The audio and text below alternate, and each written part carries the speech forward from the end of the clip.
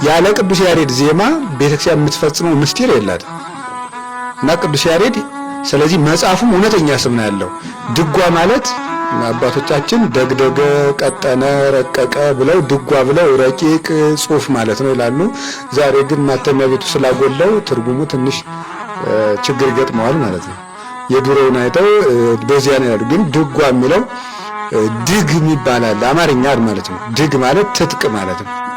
እናቶቻችን የሚታጠቁት እንደ መቀነት ያለ ነው እና ድጓ ማለት ድጓ ላልቶ ማለት ድጓ ድግ ሲሆን ትጥቅ ከሆነ ድጓ ከሆነ ምን ይሆናል?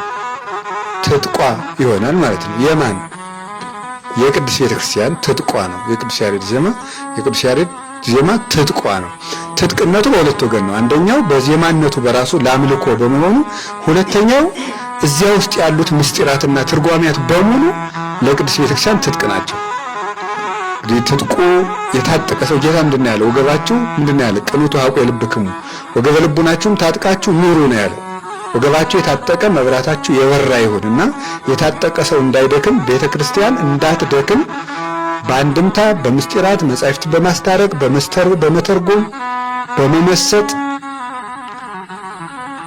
ትምህርት ሃይማኖትን ነገረ ድነትን በማስተማር እግዚአብሔርን በዜማ በማምለክ ቤተክርስቲያን እንዳትላላ የሚጠብቃት ቅዱስ ያሬድ ነው።